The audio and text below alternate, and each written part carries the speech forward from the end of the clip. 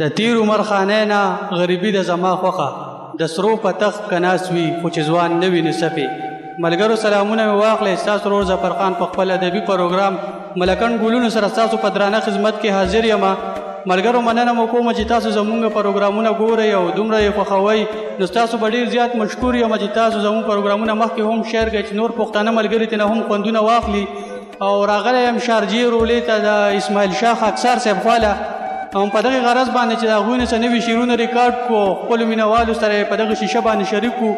نو اسماعیل شاه خاکسار صاحب سلامونه مې واخلئ وعلیکم السلام ظفرخان وروره ستاسو ډېره مننه چې په دې لنډ تنګ وخت کې مو ټیم وباسو زموږ خواله رالی ستاسو د پوره ټیم ډېره مننه د زړه نه شکریه ادا کوم یو جهان مننه خاکسار صاحبو د مینهوالو ته دغه ووایه دغه پوښتنه دوی هم کوي چې ستاسو ژوند دلته څنګه تېرېږي او پاکستان کې د کوم ځای سره تعلق ساتئ الحمدلله ظفرخان وروره دلته مو ژوند ډېر ښه تېرېږي د الله رحم دی د لاسو خو مزدوري ده کوي پاکستان کې د مردان سره تعلق ساتم او زما طرفه د دې پاڼې کتونکي هر ځای کې چې وي مسافر وي په خپل وطن باندې دعا سلام الله مخات او آباد ساته خاکسار صاحب یو تپوس درنه بل کومه چې تاسو خو تقریبا سره 20 کالو نه دا لیکل کوئ د پښتو ژبې خدمت کوئ نو تاسو دې شیشې ته ولې نه رامخامخ کېږئ ظفرخان وروره داسې تپوس هم وکړو چې جواب یې نشم درکولی خو به هر حال دا یو سوچ چې در چا خپلو نو به زما دا سوچ بیا هم تاسو دا ما ټیم درکړو مخامخ شوم در سره روا دي خاکسار صاحبو دا راته ووایه چې د خپلو مینهوالو سره به څه شریکوي څه ورته ډالۍ بالکل ولې نه لومبی یو کلام به ورته ډالۍ کړم په مینه کې چې یو بل نه قربان نه وي نو څه کوي په مینه کې چې یو بل نه قربان نه وي نو څه کوي چې شل ژبې لري یوې زبان نه وي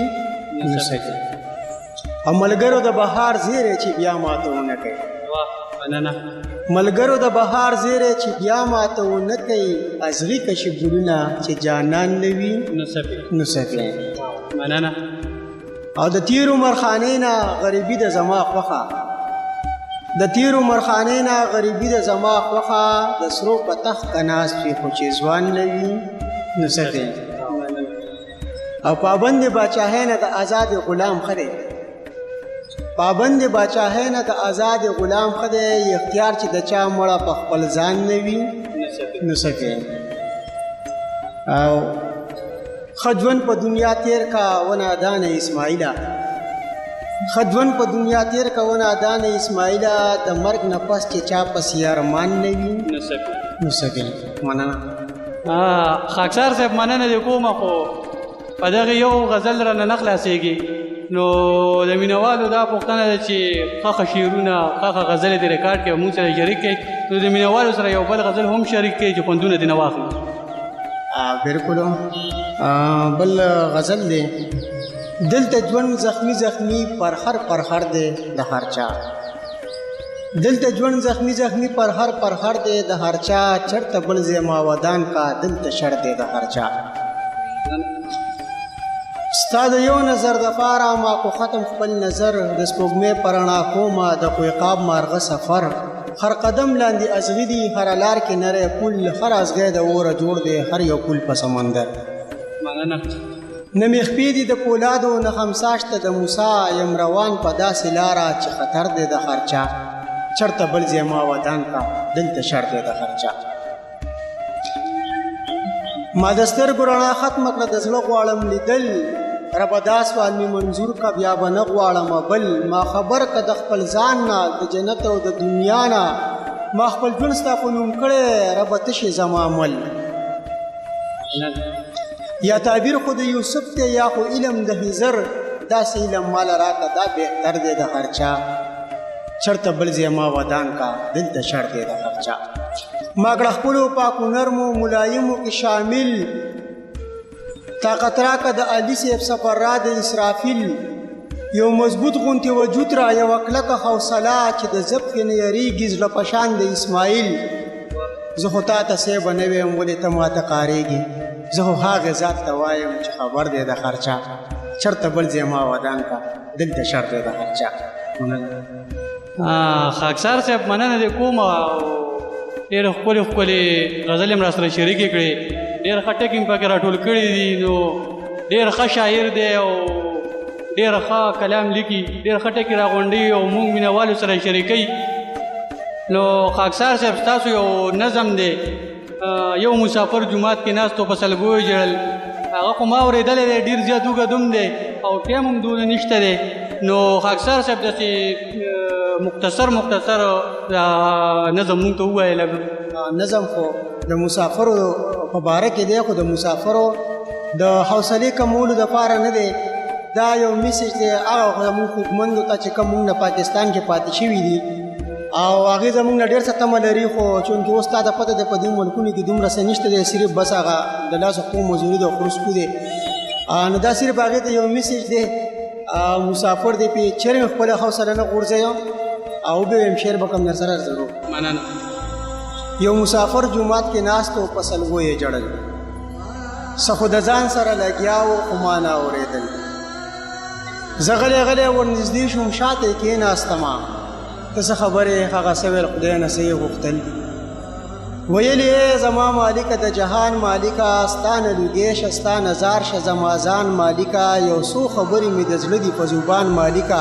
ناراضه نه شي د زما په دې بیان مالکه.